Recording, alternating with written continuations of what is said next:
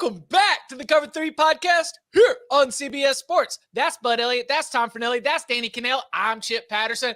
Come to you live at youtube.com/cover3 and all across the 24/7 Sports Facebook network. Thanks for hanging out. Smash that subscribe. Smash that like. Come and join us in the chat. Lots of listener, live viewer interaction as we are going to be firing up the college football trade machine. That's right.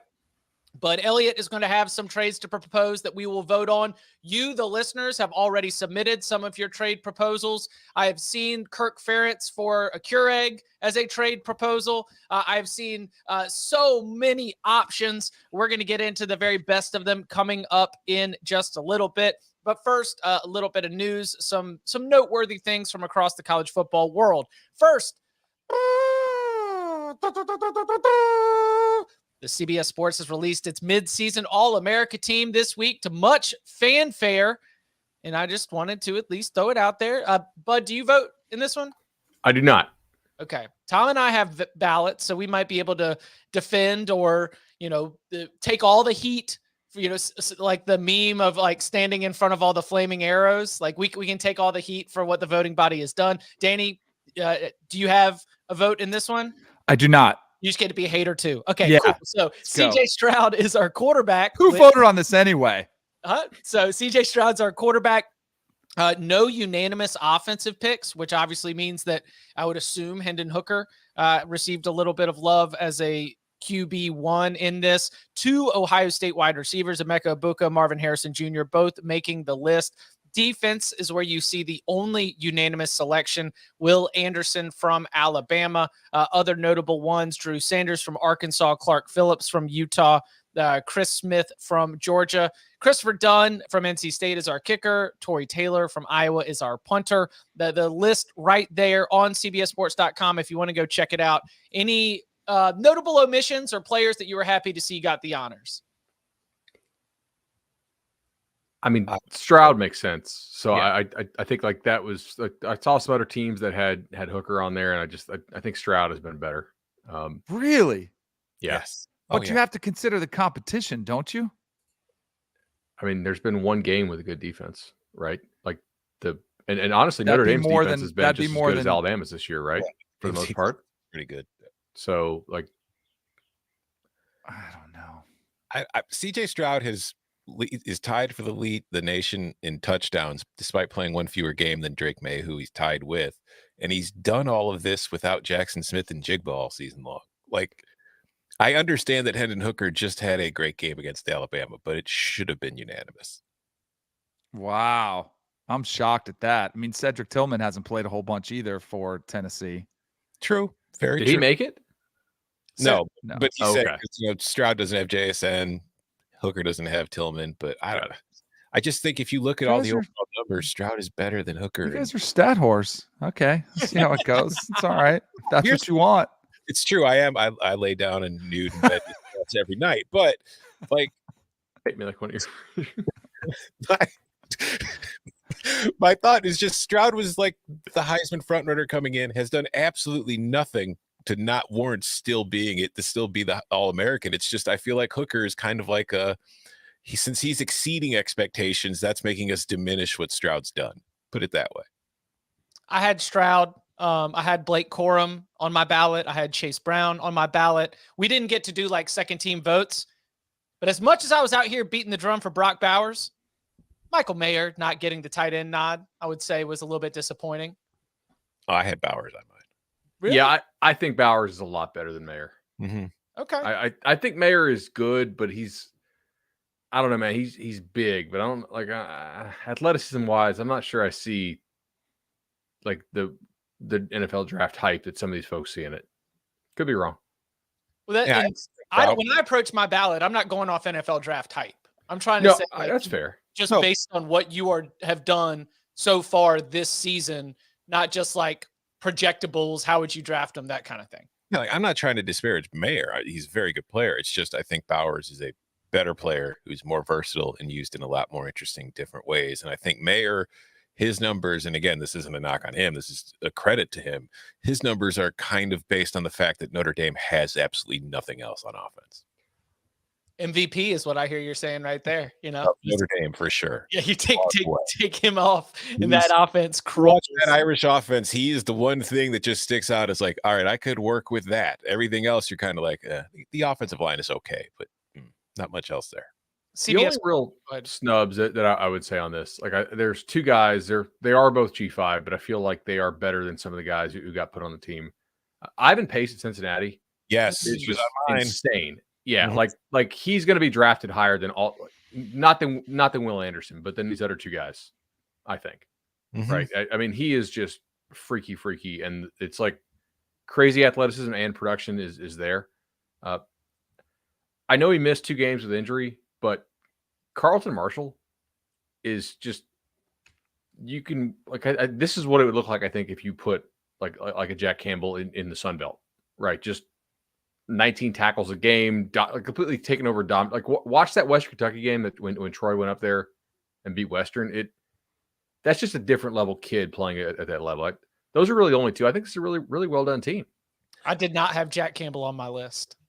He's a good player, but name recognition. Yeah, I mean, on a preseason list, I think I might have had him, but so far, nothing else of note. I will say, Chase Brown made the team. I voted for him as well, but the fact that Illinois' defense doesn't have a single person on this team is ridiculous. I had whatchamacallit, I had Witherspoon on my ballot. I had him on mine. I also had Johnny Newton, the defensive end, and I also had Kendall Smith, the safety. I mean, if Alabama or Georgia's defense are putting up the numbers that the Illinois defense is, half the team are Alabama, Georgia players. Our midseason awards are going live today, probably pretty soon. Hey, I got Bielema for Coach of the Year. Let's go. It is. It's funny. Like one person voted for Bielema of all the voters, and it wasn't me. It was Chip. Wow. Yeah. Yeah. Had to turn in that blurb last night. Okay. CBSSports.com is where you can check that out. And as I mentioned, the midseason sort of honors awards will continue. Our midseason Heisman, midseason Coach of the Year, our second chance expert picks to be able to do the college football playoff projections, top 4 plus first 2 out. CBSSports.com is where you can find out all of that. Okay, so just to pivot away from the season at hand, a little bit of a view into the future, because we do have some more college football playoff expansion meetings coming up in the near future. And the one topic that, especially coming out of this past weekend, that has become a hot topic of conversation among college football fans and will be one of the items that is debated in the upcoming meetings is what to do with these first round games, because there is a push from within the bowl season industry, an official letter sent to conference commissioners by bowl season executive director Nick Carparelli, encouraging the conference leaders to play those first round games at bowl sites instead of on-campus venues. What they argue, probably to me that stands out as the best argument, is logistics. That they have places where these teams can practice. They have hotels that are used to being able to host all the fans and being able to be that kind of, infrastructure that can hold an event that we are expecting these first round games to be. They also have warm weather climates. I don't think that's as big of a deal. And they also claim to have a neutral environment, which again, I kind of thought the home field advantage was one of the interesting things about the first round. But after we saw some of the scenes in Knoxville, after we saw the scenes in Salt Lake City, after we saw what home field can be over this past weekend, I think it did bring a new spotlight. I know Dan Wetzel had a column over at Yahoo Sports diving into why this should be a big takeaway for conference commissioners. As those commissioners begin to discuss the future of the college football playoff, do you foresee the bowl season industry being able to pry these first round games away from on-campus sites? No. You don't think think no way. it could? No, I do not. No, man, here's the thing. Like some of these ADs make like $1 million now. Like the days of being able to grease these guys with, hey, here's a free golf trip to Arizona, or like, hey man, like go take your family to Bahamas. I'm not saying you still can't try that, but it's a different world back when ADs used to make like 200. And that was a much, much bigger deal, to get something that's worth a couple grand. When you're making that $1 million range, it's harder to buy somebody off. And now, like, these schools make so much money. They have fans to keep happy. They have boosters to keep happy. Wouldn't you want another home game just for a pure revenue standpoint, the home game is what you want because you're going to make more money on it. And it's also an advantage for your team. Like, this is why we keep playing hard throughout the year. Even if we have the playoff thing locked up, you want to get the seeding. You want to get home field. I think not only will they not get the first round games at the Bowls, I think there's some chance that the quality of games we had this weekend at Utah, at Tennessee, at TCU with all those field stormings, I think there's some shot we actually get all of this stuff except for the championship game eventually on home fields because they don't need the Bowls. Why do we need these guys? Just because you're greasing them? Stop it. Like, you're making so much money now. Logistics? What? You need logistics every week? You play like 7 home games a year. I don't want to burst your bubble. They might not be Bulls, but they'll be neutral sites. I don't know. Big Ten basketball. Wait, you think the first round games will be neutral sites? Yeah. Big Ten basketball media days don't get nearly the attention that football media days do. But did you hear Kevin Warren's comments last week? Kevin Warren was talking about, he's bringing up because they were talking about the college football playoff. And he was mentioning about how they're trying to figure out the logistics for like a Big Ten team. If they have to host a first round game, they're looking for neutral site venues that are closer because they're concerned about playing in the weather in December in a lot of these Big Ten campuses. They're worried about fans having to sit outside for these games. They want to play them. Like if Minnesota were to host a playoff game, they would move it to the Viking Stadium. They would try to play it. If the Bears build a new stadium in Arlington Heights with a roof, they will try to play Northwestern, Illinois games, whatever, in that stadium. They want to play in the Big Ten's footprint, but they want to play indoors. Why? Do you really believe that they're going to play first round games not at campuses? Well, Kevin Warren was saying that he's the commissioner of the conference. He actually has influence on what's going to happen. So I hate it, but I'm telling you right now, they're more concerned about the product than they are the game. As long as they get to the playoff, they're not going to care about, like, it pisses me off to no end because the one thing the Big Ten has always actually had an advantage in, if they did this late in the season, is the weather. Teams from the South having to come up and play in 30 degrees and snow. They're not going to enjoy it. It's going to suck. It's never fun for us either. We're just used to it. Can somebody talk some sense into him about how foolish that would be? Because you're exactly right. I mean, what if we always said, well, what if, teams in the southeastern portion of the country had to travel up north and play in the cold in the same type of conditions that they do? Doesn't he understand that could be a potential advantage to help you advance to the next level? Probably does. That to me is that makes me wonder if there's another reason, if he's just giving some excuses. Exactly. The money, the TV networks. Revenue at an indoor. I don't think the TV networks want it there. They would love the outdoor. I think they would love the atmosphere. Maybe he's paying a bunch of extra money or something. You know what? Maybe Tom's right. Maybe they will start out like this. I am pretty sure this will not last long term because your fans are not going to want to travel to 3 neutral site games.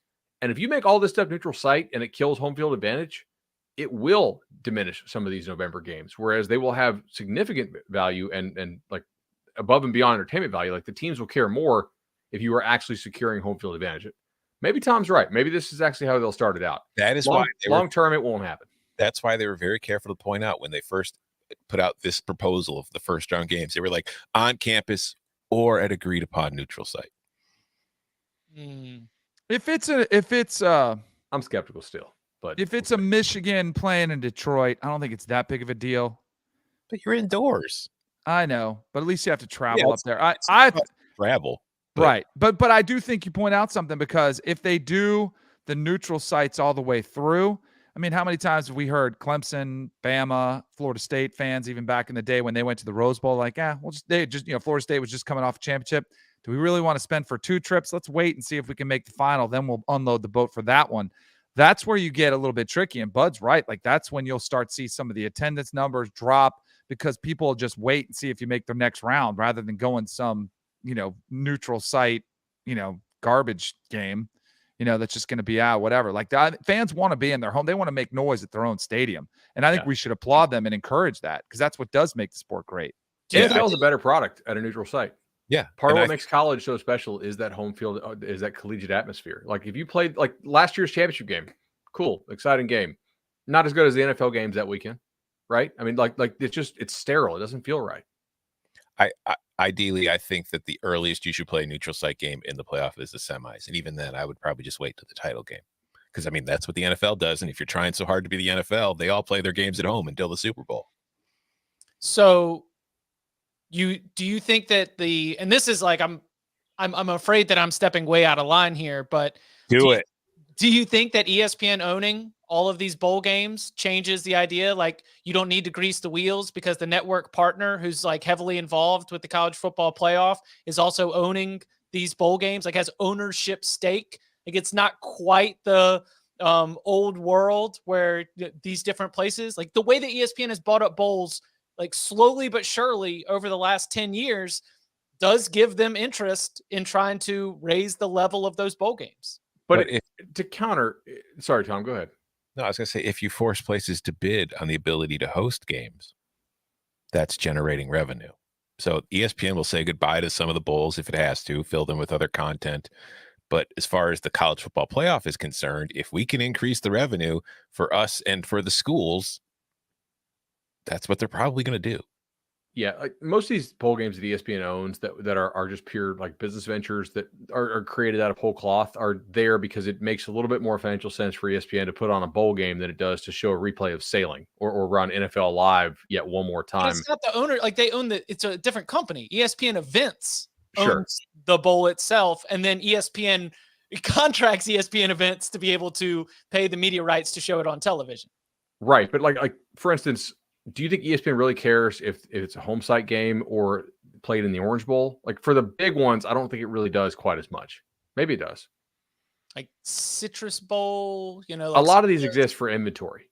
Yeah. Mm-hmm. Just to have inventory when you're home from work or working a half day over the Christmas season. Psh, who works a half day in December? Not us. Everybody, and nothing. Find me when we're doing like podcasts every single day in December, and I'm just looking out my window like the SpongeBob meme, watching all the families and children running up and down the street. So sorry to my family for all of that. All right, one last thing before we hit the break and get the trade machine fired up. Tom, have you decided what your Twitter tip of the day is going to be? Because we've got football here on Wednesday. It is Fun Belt action. Georgia State at App State. The App State was one of the teams of the month, one of the sweetheart stories of September, but a couple of losses since then have left them just 3-3. Georgia State got off to a really rough start, have picked up a couple of wins. So not necessarily the Sun Belt East elimination battle that I expected when we were coming into the season back in August. Hey, do you have any lean on this one? I took the over. I just think that overall it's two pretty explosive offenses versus two defenses that allow a lot of explosive plays, but I don't really see much of an edge anywhere in this one. Oh, it's App State. It got under 10. You go and you fire on that, and they're playing at home. It's 44 degrees. This is a good excuse to get out there and party a little bit midweek. Hit up Boone Saloon and just make your way around King Street. The App State that lost to Texas State. Listen, this is just a different environment. Again, right.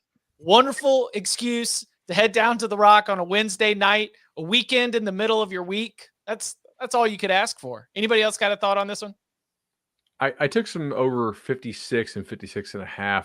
What's it sit at now? 57, 57.5? 60. Yeah. 60. No, I don't want 60. Yeah. Yeah. Slight lean. Danny? I got a question for you guys before we get to do you guys think Jermaine Burton gets suspended or disciplined from the incident that took place after the Tennessee game? There's videos of the female that he came across and there looks to be a slap. And there's another one that shows him. It's hard because it's a different angle. You guys have you seen the video? Seen any of this? Oh, you I don't haven't? think he will. You don't? No. But anytime there's video, it does make me wonder, and it's a female, so I do wonder. I mean, it's a bad look for Alabama. It's a bad look for Jermaine Burton. I saw it not from a girl's, but like when you get the field stormed and there's that much craziness and chaos, players just want to get to the locker room and run through. When we got, when I was at Virginia, rushed the field, a couple of offensive linemen running off like just bulldoze some frat dudes that were running like, wah, and just like clothesline them on the way in. But they generally want to get in. Burton is kind of walking off, and it's definitely not incidental contact. Like it's pretty egregious. I just wonder if you guys go check it out and see what you think. I'm not pretty sure. My suspicion here is that it's very easy to use the excuse that like, hey, that's a crazy atmosphere, and like, well, it's against the rules. Blah, blah, blah. That's the problem. Is like, well, she was breaking the rules. All the fans were breaking the first rules. Bad actor, unclean hands. Yeah. I mean, so do you know what my first thought is, Danny? Does it matter? Like, has he been that good? No. Yeah, you're right. It's just like, or maybe you just be like, yeah, we're going to suspend him. Like, Right, oh set an no, example. Jermaine Burton. Like, Yeah. look at this incredible loss for our offense. Yeah, I've been very much not impressed by what he has brought to this Alabama wide receiver room. Other wide receivers, I would think, would be more impactful, but that's just my opinion. All right, coming up on the other side, we get the trade machine going. What would be the trades that could go through or be proposed if we had a mid-season trade deadline in college football? We'll get into that and more next. We're home now, Ellie. We have to be more careful. What if this is all I'll ever be? That's not who you are! What was I supposed to do? Let my child suffer?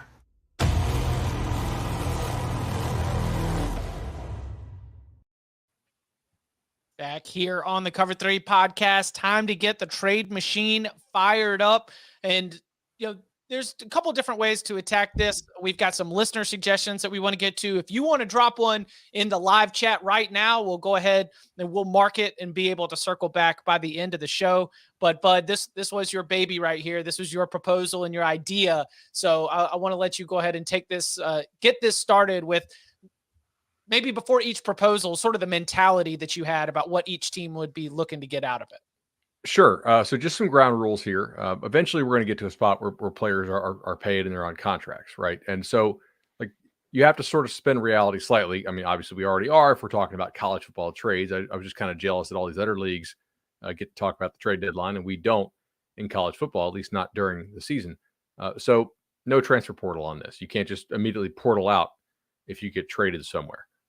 So with that, I just thought about where are these teams weak, which of these teams are maybe in win now mode, kind of go for it mode, and which teams are sort of in let's sell off mode. And I have a couple here, and maybe we can discuss why these are terrible or great trades and see what you guys want to vote on them. So I had one that Jordan actually shot down. I was going to trade Drake May to Michigan along with Josh Downs in exchange for them getting into the Big Ten immediately. But he said it's not really allowed. But I mean, obviously, if you got that, I think Michigan would be like the odds-on favorite to win the national title. Decline. You give away your generational quarterback to go finish 8th place in the Big Ten. You know what it's like to be able to compete, to have the honor of getting beat by Clemson on the first Saturday in December? No, you just want to stay. Just stay right where you are. Just stay nice and easy. We'll get that top 25, 23 at the end of the football season. You're competing for a national championship in basketball. The ACC is where North Carolina belongs. All right, fair enough. Also, the biggest loser in that trade would be Drake May. Yeah. From Phil Longo's offense to also Mac Brown. Yeah, You'd be like, you've got a hell of an arm. You're going to use that to hand off 25 to 30 times a day. all right, so let's stick with Michigan here. This is one that I actually think could help improve them and help the other team as well. So, or is Jordan dropping in the chat? Okay, never mind. So I like JJ McCarthy. I have a Heisman ticket on JJ McCarthy. But if you look at this, in the 2 games against good defenses that Michigan's played so far, his yards per attempt numbers have not been very good. And I think he is still a very high-level prospect, but I'm not really sure he's somebody who can win you a national title right now. Meanwhile, Stanford is without all 4 of its 5 starting offensive linemen. It's down a receiver. It's down Emmitt Smith's kid, EJ Smith. Tanner McKee is doing this basically all by himself, and still, in some metrics, has better numbers than J.J. McCarthy. He doesn't get to play the lead nearly as much. And Harbaugh's pretty good with pocket passers. I think McKee is a better passer than McCarthy right now. And it's clear to me that Michigan has not had much of a step back on the defensive side of the football. Their running game is awesome. They're just not smooth in the passing game right now. McCarthy's late on stuff. He's not like hitting guys in stride to allow for yards after the catch. This would be a ballsy move because they're super high on McCarthy, obviously, as we are as well. But if you think you got a shot to go for it and win this year, because Bama looks a little bit down, Georgia doesn't look quite as good as they did last year. If you think you can go push around Ohio State and you need somebody to get you over the top, I think it's something you should maybe consider. Thoughts, committee? No. Mm. No, I'm out. I'd All rather have McCarthy. I don't think McKee's that good, to be honest with you. I don't think he's bad. But I mean, if you go, like you mentioned, McCarthy struggled against good defense as well. Against USC, McKee threw 1 touchdown, 2 interceptions, averaged 6.3 per attempt. Against Oregon, he averaged 5 yards per attempt.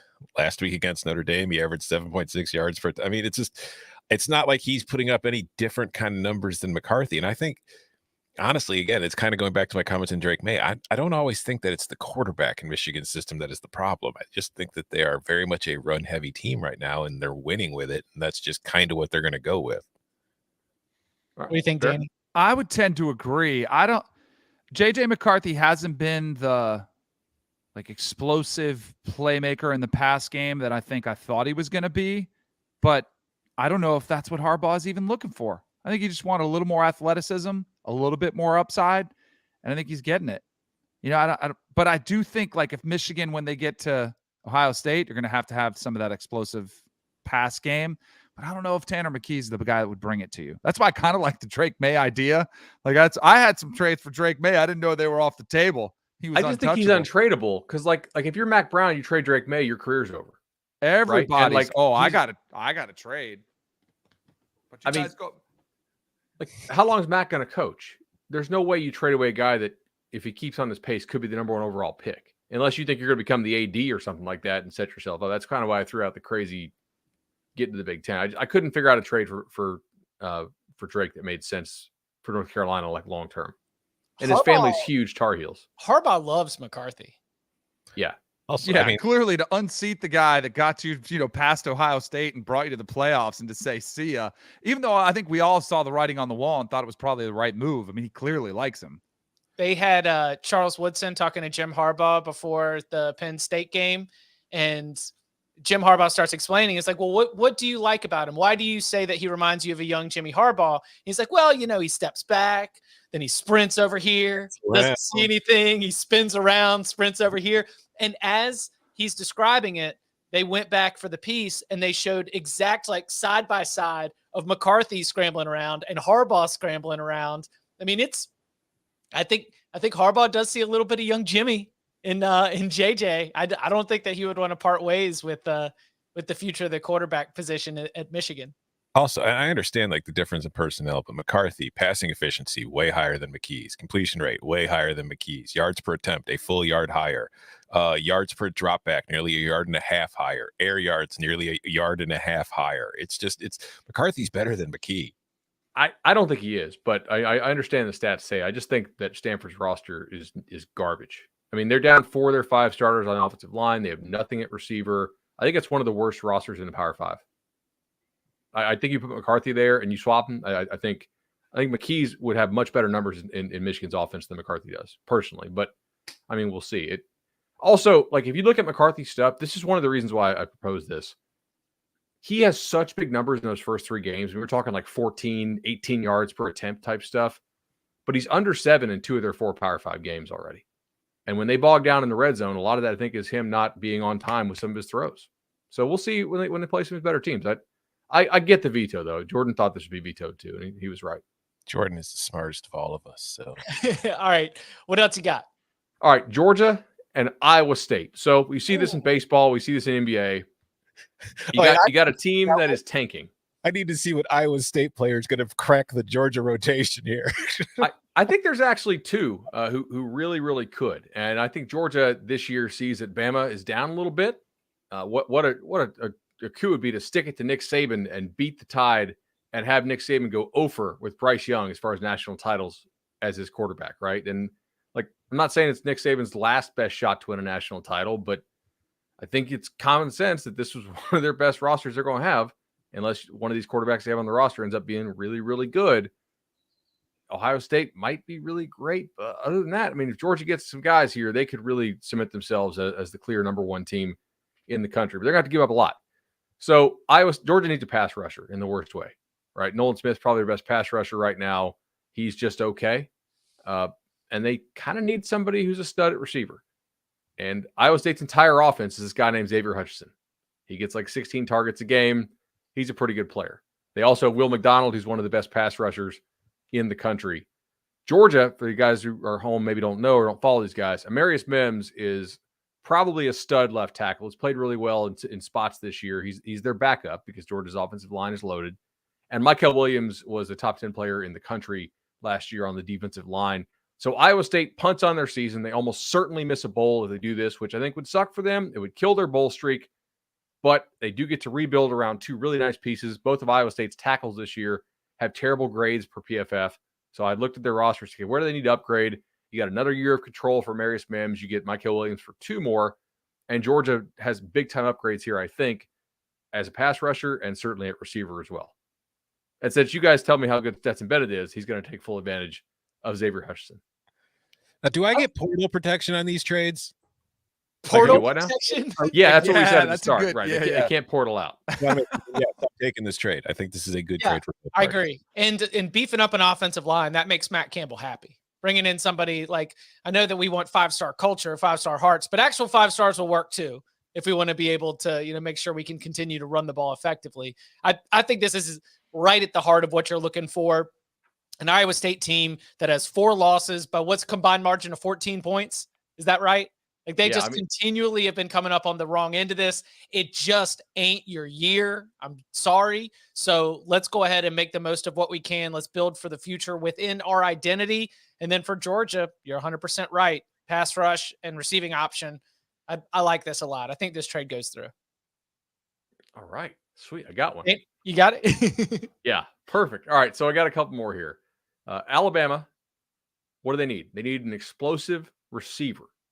Who's a team out there that needs a lot but has an explosive receiver? Kept a receiver this offseason that people or other collectives were trying to pry away. Oh, BC. Not having a great year. I've got Alabama going up to Boston and going to get Zay Flowers. They're going to give up a lot, though, because Zay Flowers might be like a first-round pick type receiver, legit. I mean, if you guys watch the ACC like we do, you know he gets doubled all the time and still beast modes people. They're going to give up Kobe Prentice, who's a starter for them, but like just a quality starter. Elijah Pritchett, who was one of the top offensive tackles last year, and Ty Simpson, their third-string quarterback, but highly rated kid last year, who is promising. Boston College is losing Dracovic most likely this year, so they got a quarterback to replace him. They certainly need offensive line help after all the injuries they've had along the offensive line, and they'll have a pass catcher. So this is a lot to give up, but hey, I mean, if you get a bona fide number 1 stud who can stretch the field and go deep, like ask Louisville how facing Zay Flowers was this year. That he's a stud. He would immediately be one of the best players in the SEC as well. So you give Bama that explosive option. I feel like it's a lot to give up, but this could work. So what I like is that you've given Jeff Hafley a quarterback for the future. Yeah. That Ty Simpson has so much eligibility ahead, and Flowers is almost certainly off to the NFL after the season. I mean, Zay might say no, since apparently the first thing Zay did when he heard these offers was to go to Jeff Hafley's office, because that's what kind of guy he is. I'm not making fun of him. It's just that was the story that was repeated over and over around Flowers. So I think that's fair. I'll give a thumbs up on that one. I think Alabama's paying too much. They could be. Giving up a freshman receiver, young quarterback, young offensive lineman. I think you got to give up the QB. And if I'm Alabama, I'm not that worried about finding another one. But I don't think I'm giving him Prentice, because I think that if I take Zay Flowers now and then he leaves, I'm kind of in the same situation again next year.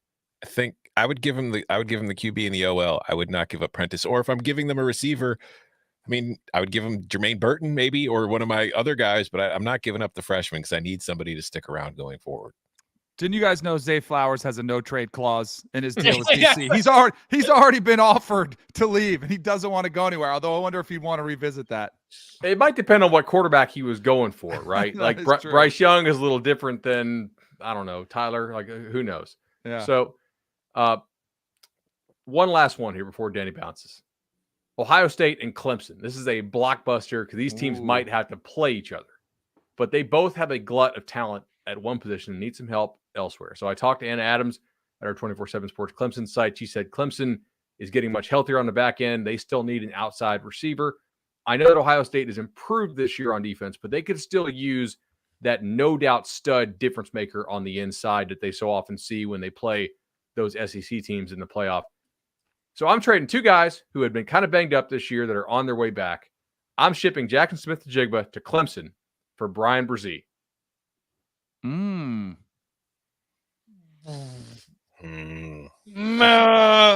I absolutely adore both of these players. No, not doing it. Who says no? Who says no? Yeah. Yeah. Who's the no? Dabo does. Dabo. Never give it. Mr. No Portal free Dabo. I don't need a receiver. I got the guys I got in this locker room, the heart, the character we got. That's more than enough. That's all we need. Listen, what does it say to the men in that locker room if I'm out there trying to get somebody else in there that I don't believe in them?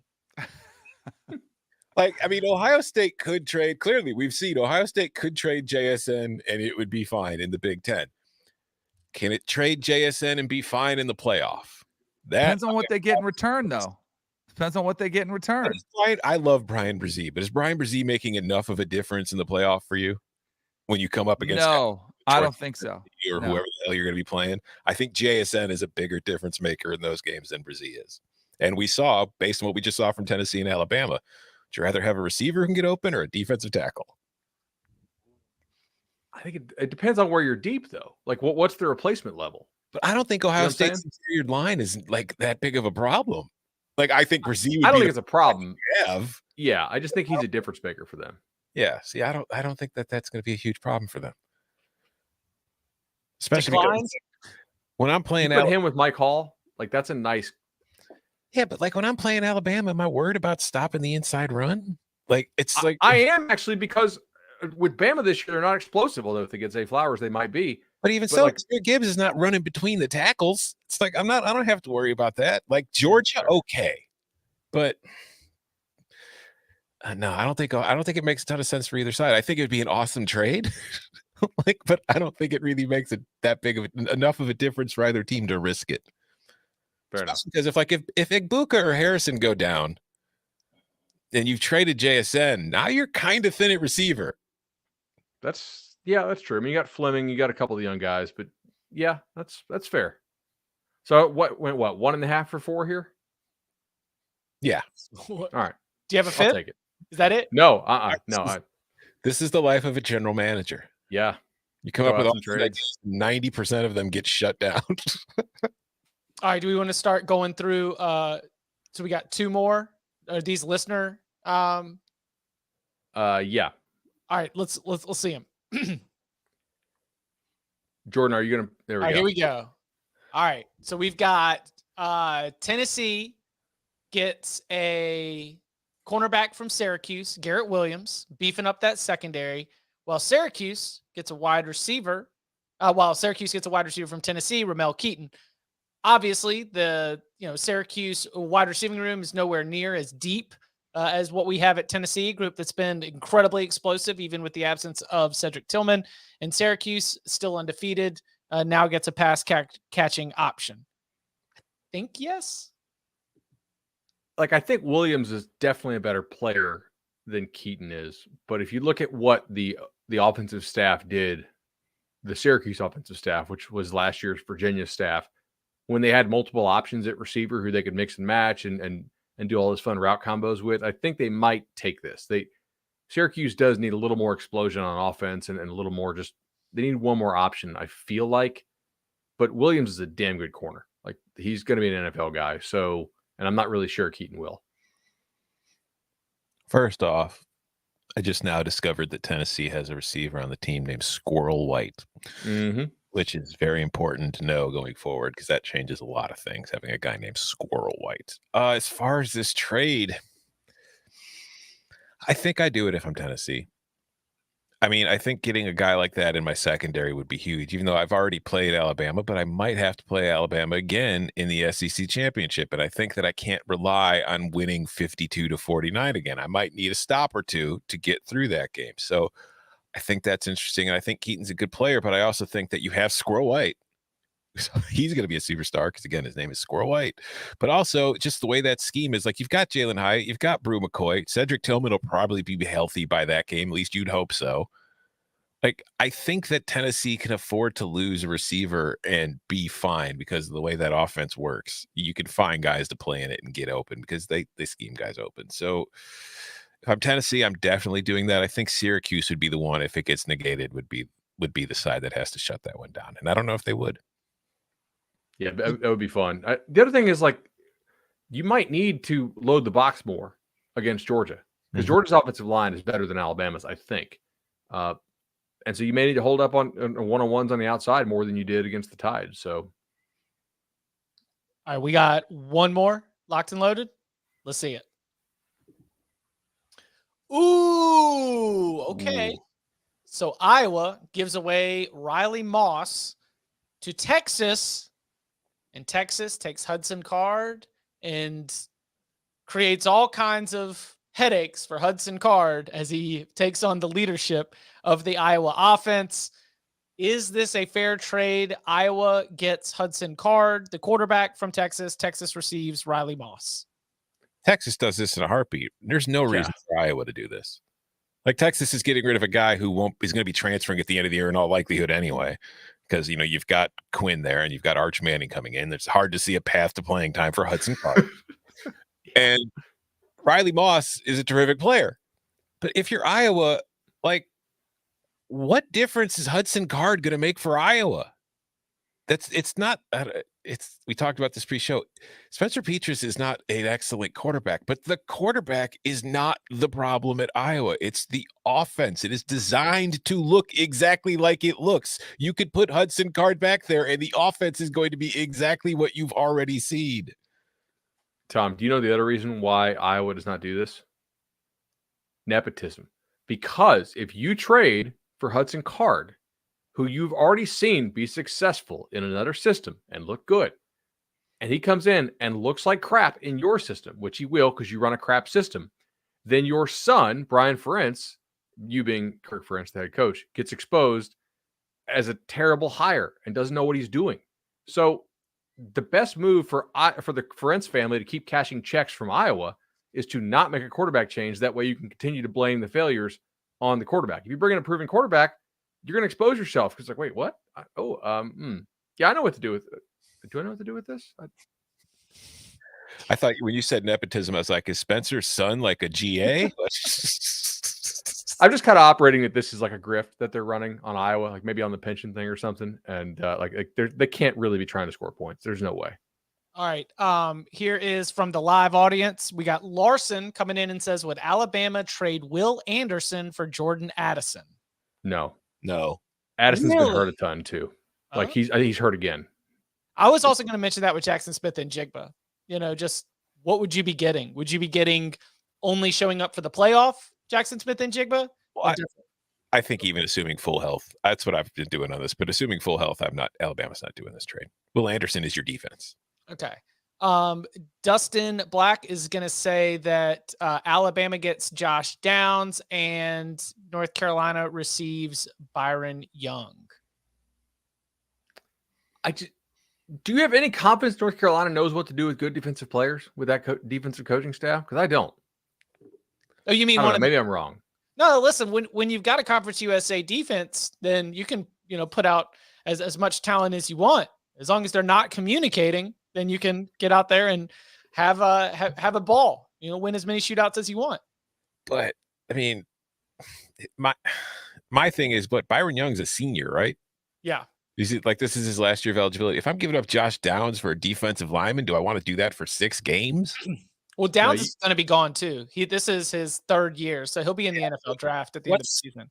Isn't that like trading my receiver for a defensive lineman? Is that a net positive for North Carolina if I'm only getting him for 7 games? Well, I mean, I would say of note this week, Ray Vahasek, a veteran defensive tackle, ruled out for the season with an injury. Now they're going to have to really lean on. Oh, no. So their defense is going to stink now? Well, so there's all these names that North Carolina fans have celebrated as recruiting wins. Travis, Keyshawn Silver and Travis Hunter, right? No, am I right? What's the defensive lineman from Greensboro? I'm sorry. I'll pull it. I've got a lot. You're talking about? Yeah, but they're going to have to lean on some, big recruiting wins that are going to be young pups out there to take over with losing the most experienced interior defensive lineman. So I guess that would be the big pull right there. Let's see. Actually inspired by one of the comments I just saw. Mitchell Vahalik mentions OSU receiving Michael Mayer. How about instead of Michael Mayer going to Ohio State, Michael Mayer goes to Texas for Hudson Card? Because now Notre Dame is upgrading at quarterback at least for the rest of the year in the future, and Texas's offense is adding one more juggernaut in the passing game to help it maybe win the Big 12 and get to the playoff with 2 losses. Travis Shaw was the name I was going for right there. You could run some fun stuff. You had Michael Mayer and Jatavian Sanders as well. Mm-hmm. Can you imagine that Texas offense with all those dudes now? All right, Illinois. No. Would you trade Devin Witherspoon, one of your best secondary players, for Jordan Addison? No. Would you trade him for a healthy receiver? I wouldn't trade him for Jordan Addison if he's healthy. Okay. Witherspoon is completely locking down one side of the field. Part of the reason that defense is working is because they play so much man, and Witherspoon has been fantastic in it, taking guys out of plays. No. You take him out, and the defense suffers for it. All right. Oh, what we got there? Richard suggests Corey Foreman from USC for Joey Porter Jr. from Penn State. Penn State. So I guess you're trying to address Penn State's pass rush. And for next year too, because I'm doing Porter's a junior, right? Yeah, but he's going to the NFL. I'm doing this. And Foreman's a sophomore, so you get a year of control of Foreman. Yeah, if I'm Penn State, I'm doing this in a heartbeat. Because that is a problem right now for Penn State. Mm-hmm. Does USC do it? That's what I'm trying to figure out. Like, this is definitely a win now move for USC.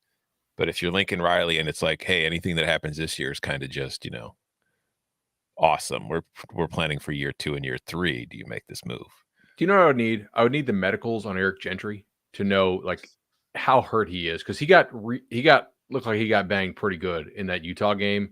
And Eric Gentry on field, off field, the splits for USC with him are pretty drastic. He's a game changer. The way they play some of that Tampa 2 stuff with him that their other guys cannot play. So if he's healthy, maybe it makes sense for USC to go in a win now trade. If he's not healthy, I don't think Joey Porter helps your defense enough for you to win the conference. Like, the team you're going to play in the championship game will drop 50 on you. Mm-hmm. What about? You might drop 50 on them though. So. What about Jake Garcia, backup quarterback for Miami, goes to Missouri. Missouri trades away 5-star wide receiver Luther Burden.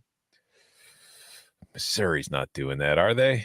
Is Garcia a definitive upgrade to the point that you give away not only the most explosive playmaker on offense, but also on special teams? I think just pure talent wise, this is not a terrible trade. Probably. However, think about it. The Alpha Nerd, there's a lot of like local momentum that was created and staked upon getting Luther Burden. And if you trade him away, it's sort of like Mac Brown trading away Drake May. It's just, what are we doing here? Doesn't make sense to give away the guy that like that's sort of that's the chip you have, that not to trade away, but just kind of hang your hat on. Hey, we got Luther Burden. We're going to recruit locally. We're going to recruit on an SEC level. Also, even if you remove all that from the trade discussion, like, Mizzou's going to give up another 2.5 seasons of Luther Burden for Jake Garcia, who I like. But what is Jake Garcia doing for Mizzou? Like, is Mizzou now a contender in the East? No, it's probably still the 4th best team in the division at best. Yeah, at best. If Miami really wants a receiver, and it's clear they do, like they need receivers in the worst way, they might want to try to sneak in and tell Tennessee that you can have Messidor and Tyreek Stevenson for like a Jalen Hyatt or somebody, or whoever Tennessee's best young receiver is, because Miami, trying to punt on this season, obviously. Any receiver who can get separation, Miami will be interested in. Yeah, I mean, it's like everyone is asking for Miami to go get a wide receiver, and everyone's asking for Brennan Armstrong to be liberated. I mean, it's amazing what the live audience right now is calling for. And Miami does have, as Ray mentions in the chat, a good amount of defensive talent that they can lean on to be able to get there. This one gave me some LOLs. Jason asks, NC State trades Tim Beck, offensive coordinator, and Jack Chambers, current quarterback, to Texas for Hudson Card and the pole assassin. The monkey can do what Beck has done this year. Cold-blooded, Jason. But it made me laugh. What about this one? Hamilton says, Georgia trades defensive back Keely Ringo to Ohio State for one of their endless elite receivers. No. I don't think Georgia's going to give up Ringo. No. Too important to what they do kind of argument? Yeah, I think so. Also, Ohio State doesn't need – Ohio State can win the Big Ten without beefing up the pass defense.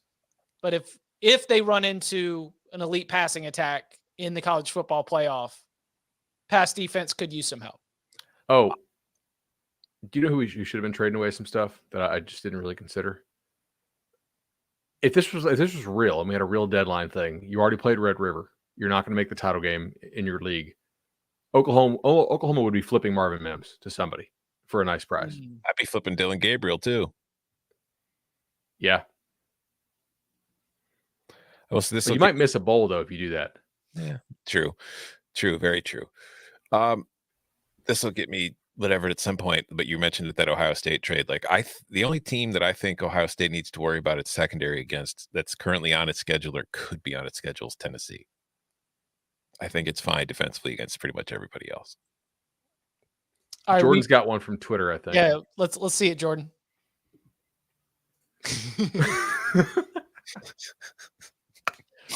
Why would you give up hot coffee? All right. Kirk Ferentz for a Keurig? Come on. Did we get the Kirk Ferentz contract? Like, do we have to pay him? Like coffee, so I don't know. do it. Any other, let's see. I mean, the Iowa hate just continues. Calvin says, Brian Ferentz and Spencer Petras for Brian Harsin and TJ Finley. Do Iowa and Auburn make this trade? Iowa, well, no, that's Kirk's not letting that happen. Brian Harsin doesn't come to Christmas dinner. What about TJ Finley for Petras? No, again, Spencer Petras can make most of the throws he's asked to make. It's the offense that is the problem. It's an awful offense. I tend to agree with Tom there. All right, here's one for you from Twitter that kind of both fans felt was painful, or both fan bases. Would TCU trade Quentin Johnson, which already we're thinking no, for Drew Sanders, who's leading the nation in sacks and has another year of control, and Bumper Pool? TCU, for context, does need linebacker help a lot, and they need a little bit better pass rush. No.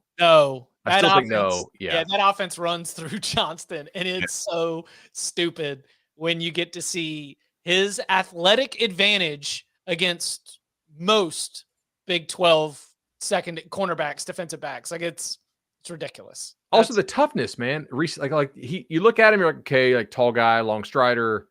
The amount of underneath catches he's made in recent weeks that he's held on to and just taking shots is pretty damn impressive.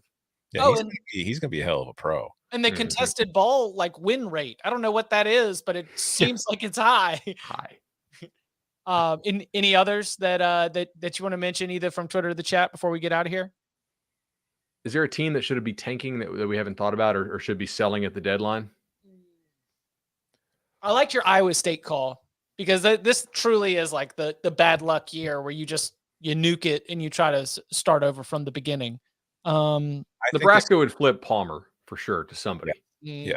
I think Penn State should try to flip Clifford for something, because I think you could finally just go to a LAR, because you're not going to win the East now that you just lost to Michigan. Not that you ever really had a realistic shot of doing it, but like you can move Clifford on, and plenty of teams could use a Sean Clifford. He'd be an upgrade at QB for a lot of teams. So I think if I was Penn State, that'd be a move I'd look to make. Yes. Does Wisconsin have anybody? I'm trying to think of the fired coaches. Does Wisconsin have anybody that they could? I mean, Braylon Allen, I guess. I don't think you get rid of Braylon Allen, because you've still got him for another season. And, he's the only 18 years old, Chip. I don't know if you've heard that. Did you know he should have been in high school last year? It's crazy, but he wasn't. The man should have been celebrating his homecoming right now. Very, very fun. Good idea, bud.